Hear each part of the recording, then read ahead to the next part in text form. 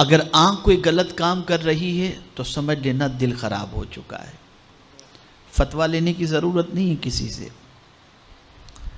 ہاتھ اگر گناہ کی طرف بڑھ رہا ہے تو سمجھ لینا یہ دل خراب ہو گیا ہے، اس لیے کہ دل چاہتا ہے، ہاتھ حرکت میں آتا ہے، دل چاہتا ہے، آنکھ بھٹک جاتی ہے، دل چاہتا ہے، قدم گناہ کی طرف بڑھتے ہیں، دل چاہتا ہے، زبان پھسل جاتی ہے، دل چاہتا ہے، کان مغلظات یا گانے سننے کے لیے آمادہ ہو جاتے ہیں۔ تو سارا معاملہ جو ہے وہ دل کا ہے۔ میرے پیارے آقا صلی اللہ تعالی علیہ وسلم کے پیارے دیوانوں، کپڑا گندا ہو جائے آپ صابن سے صاف کر لیجئے، بدن گندا ہو جائے، ہاتھ پیر گندگی سے آلودہ ہو جائیں تو پانی سے صاف کر لیجئے۔ دل تک تو پانی پہنچتا بھی نہیں ہے ہاتھ سے، آپ کیسے اس کو صاف کریں گے؟ جب دل گندا ہو چکا ہے تو اس کی صفائی کیسے ہو؟ دل کی پاکیزگی کیسے ہو؟ دل کی صفائی کیسے ہو؟ اور ہمارا پورا معاملہ یہ ہے اور پوری توجہ یہ ہے کہ ہم جسم کی فکر تو کرتے ہیں، دل کی فکر نہیں کرتے۔ دل کو سنوارو، اس لیے کہ قرآن نے کہا قد افلح من تزکا، مراد کو وہ پہنچا جس نے ستھرائی حاصل کی یا جو ستھرا ہوا۔ بغیر دل کی صفائی کے انسان مراد کو نہیں پہنچ سکتا۔ اب آپ ہم سب یہ جانتے ہیں کہ ہمارا دل گندا ہو چکا ہے، اور اس کی گندگی کی سب سے بڑی نشانی یہ ہے کہ نیکیوں میں اچھا نہیں لگتا، گناہوں میں طبیعت کو اچھا لگتا ہے۔ آج لوگوں کو مسجد میں اچھا نہیں لگتا، تلاوت ہوتی ہے تو آدمی کو بے چینی ہوتی ہے، یہ دل کی بیماری کی وجہ ہے، یہ دل گندا ہو چکا ہے۔ تو اب یہ دل کو کیسے سنوارا جائے؟ تو چونکہ میرا آپ سے کئی قسم کا رشتہ ہے تو میری پہلی ذمہ داری یہ بنتی ہے کہ ہم سب مل کر اپنے قلب کی اصلاح کی فکر کریں، تاکہ ہمارا دل صاف ستھرا ہو جائے تو انشاءاللہ العظیم ہمارا وجود بھی سلامت رہے گا، اور دل کے صاف ستھرے ہونے کی وجہ سے اللہ رب العزت کامیابی اور کامرانی بھی عطا فرمائے گا۔ میرے پیارے آقا صلی اللہ تعالی علیہ وسلم کے پیارے دیوانوں، امام غزالی رحمت اللہ تعالی علیہ دل کی اصلاح کے حوالے سے فرماتے ہیں کہ 10 چیزیں ایسی ہیں جس سے دل کا تزکیہ، دل کی صفائی اور دل کے حالات کو سنوارا جاتا ہے۔ اس میں سے پہلی چیز امام غزالی رحمت اللہ تعالی علیہ نے فرمایا توبہ۔ اس لیے کہ آپ دیکھیں کہ اگر کوئی پلیٹ گندی ہے اور اس میں آپ کو لا کر کے کوئی بریانی پیش کرے تو آپ کی طبیعت خراب ہو جائے گی۔ بریانی تو اچھی تھی لیکن برتن خراب ہو تو طبیعت خراب ہو جائے گی، لیکن اگر برتن صاف ستھرا ہے تو اس میں کوئی دال لا کر کے بھی کھلائے گا تو طبیعت خراب نہیں ہوگی۔ برتن صاف کرو۔ تو دل ایک برتن ہے، یہاں تک کہ اولیاء کرام کے دل کے حوالے سے فرمایا گیا وہ اللہ عز و جل کے پیالے ہیں، اور اللہ اپنا جام توحید اللہ کے ولیوں کے دل سے پلایا کرتا ہے۔ یعنی اللہ کے ولیوں کے دل ایسے ہیں کہ جو ان کے قریب ہوتا ہے اسے جام محبت الہی نصیب ہو جایا کرتا ہے۔ پیالہ بتایا گیا اولیاء کے دل کو۔ تو ہم سب کا دل گندا ہے، سب کا دل الا ماشاءاللہ ایک دم پراگندہ. اگر جھانک کر دیکھیں گے تو دل میں سوائے گندگی کے اور کوئی چیز نظر نہیں آئے گی.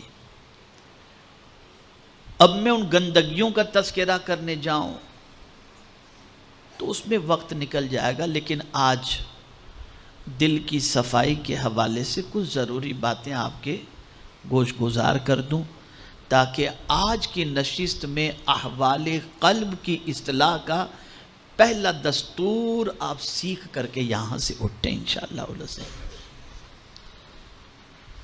توبہ، اس کے حوالے سے فرمایا گیا دل کے احوال کو سنوارنے کے لیے، دل کے حالات کو سنوارنے کے لیے، دل کے گناہوں کو، دل کے دھبوں کو مٹانے کے لیے پہلا کام یہ ہے کہ بندہ توبہ کرے.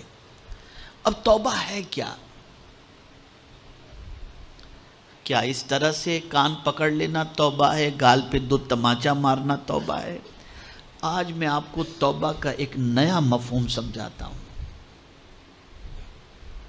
اور میں یقین کے ساتھ انشاءاللہ کہتا ہوں اور یقین رکھتا ہوں کہ انشاءاللہ اس چیز کو سمجھنے کے بعد اپنے دل کے گندے ہونے کا احساس اور اس کا علاج بھی انشاءاللہ سمجھ میں آئے گا. توبہ کا کیا معنی ہے؟ توبہ اس معنی کا نام ہے جو 3 چیزوں سے عبارت ہے: علم، حال اور عمل.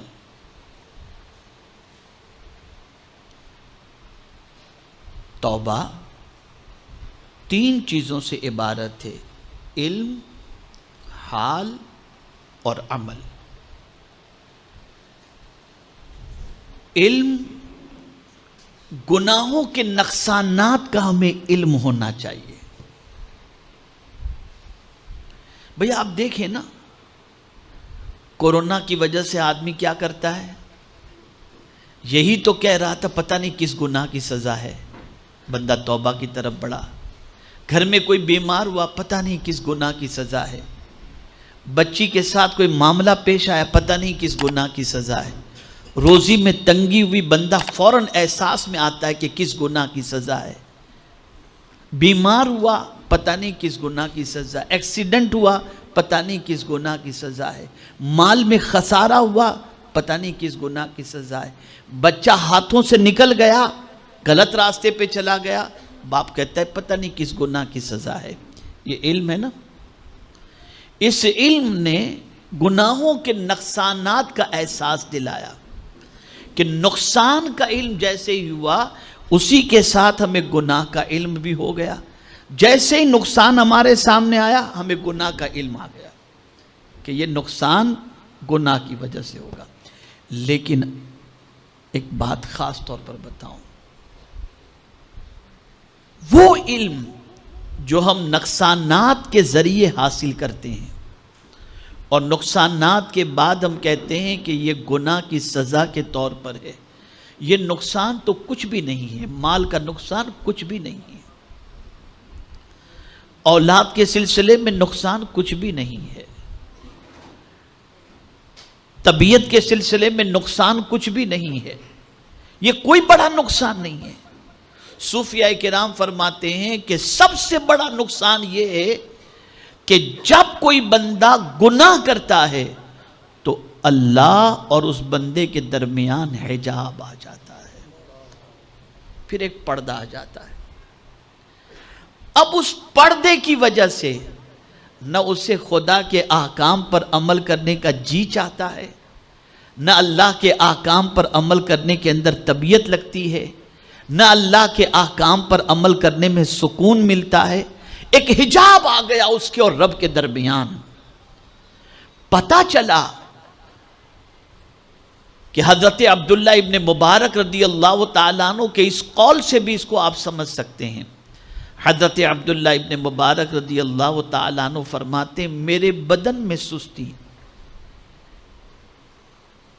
رزق میں تنگی اور عبادت کے اندر سستی جب پیدا ہوتی ہے تو میں سمجھ جاتا ہوں کہ میری زبان سے اللہ کا کوئی ناپسندیدہ جملہ نکلا ہے جس کی وجہ سے میں اس پریشانی کا شکار ہو چکا ہوں۔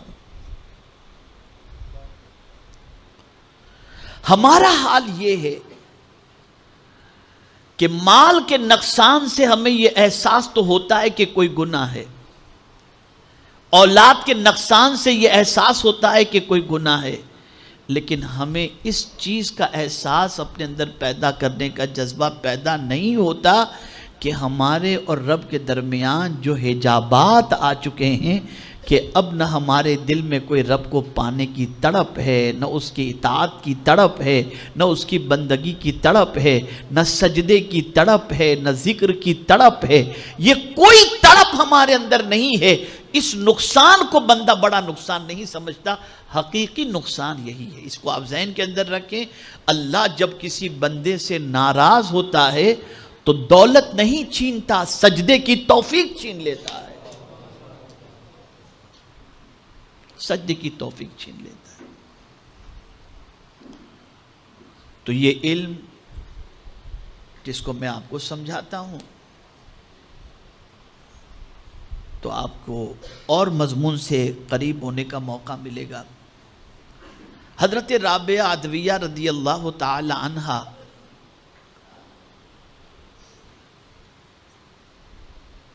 ایک قمیض زیب تن کی ہوئی تھی اور دوسرا قمیض ان کا پھٹا ہوا تھا، تو چاندنی رات کے اندر چھت پر بیٹھ کر کے وہ قمیض سی رہی تھی، اچانک بادشاہ کی سواری وہاں سے گزری اور مشعل ان کے ہاتھ میں تھی، ان کے خدام کے، تو روشنی بہت تیز پھیلی، تو حضرت رابعہ کے دل میں خیال پیدا ہوا کہ اس روشنی سے میں جلدی جلدی جو ہے اپنا قمیض سی لوں، اس لیے کہ قافلہ گزر جائے گا تو اس کے بعد روشنی بھی چلی جائے گی تو مجھے سلنے میں وقت لگ جائے گا۔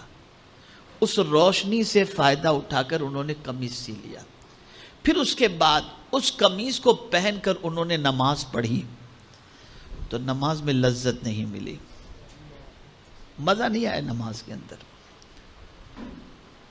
نمازوں کو بار بار دہرا رہی اور کہہ رہی پتہ نہیں کیا بات ہے، قمیض وہی ہے جسے اکثر میں پہنا کرتی تھی، لیکن آج نماز میں مجھے وہ لذت کیوں نہیں مل رہی۔